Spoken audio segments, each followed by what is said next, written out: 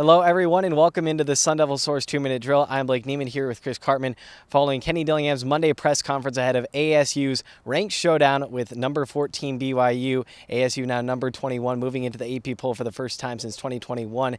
First ranked showdown in Tempe since the Notre Dame game in 2014. Kenny Dillingham a GA then. There's a lot of excitement building up for this game on Saturday. Yeah, I asked him what he was doing in 2004, which was the last time that ASU was undefeated at home. He said he was 14 years old.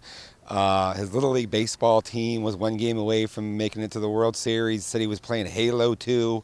So that's the opportunity ahead of this team. There was 1,000 people in a queue to get their tickets, 1,000 students, I should say, in order to get their tickets. This is one of the most expensive tickets of the week in college football.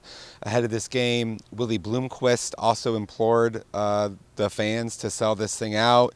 Dillingham said, make sure that if you're going to give your tickets away or sell them, that people show an ASU hat or a shirt or something so that they don't get in the hands of BYU fans. So a lot of excitement for this one. That Notre Dame game that you referenced in 2014 was a day game. ASU won. We won't talk about what happened after that because ASU fans won't want to hear it. You're from Corvallis area, so you might know what happened after that, Blake. But BYU is going to be preparing for some offensive weapons that ASU has. The dynamic connection of Sam Leavitt and Jordan Tyson, each receiving conference honors this week, with Leavitt getting Newcomer of the Week for the third time, while Tyson taking the Offensive Player of the Week award home. They each showed out against K-State, and we'll be prepared to see them take the field on Saturday and try and do it again. Look, there's a lot of things that you have to deal with to prepare for this ASU offense. Cam Scadaboo, one of the top rushers in the country. K-State had a great rushing defense, did a good job taking that away, but then Sam Leavitt and Jordan Tyson went off. Jordan Tyson career highs in receptions, receiving yards. Leavitt was one of the top quarterbacks in the country, number one ranked by PFF for the week. And their connection just keeps blossoming. Like the last three games, there's been no better duo in the Big 12. And so Kalani Sitake, BYU's head coach, was called basically a genius defensive mind by Dillingham, and they're going to have some sort of a plan. The way that they will utilize their safeties is a little bit different than some other teams to try to take away a receiver or to try to force teams to run the ball.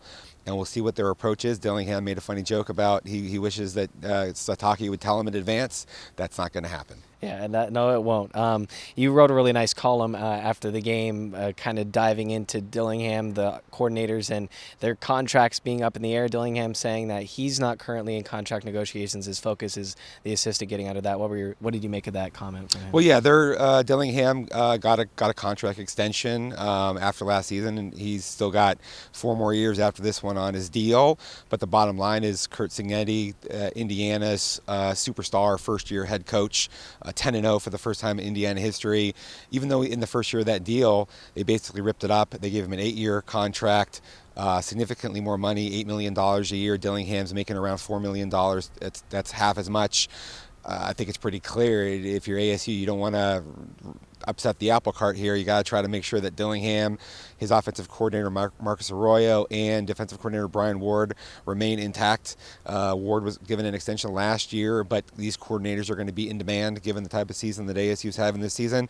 And those are the things that also are very important in making sure that Sam Leavitt and Jordan Tyson and everybody else who's a star player or a burgeoning player of note at ASU remain in the fold. Some good news before we get out of here for ASU on the injury front.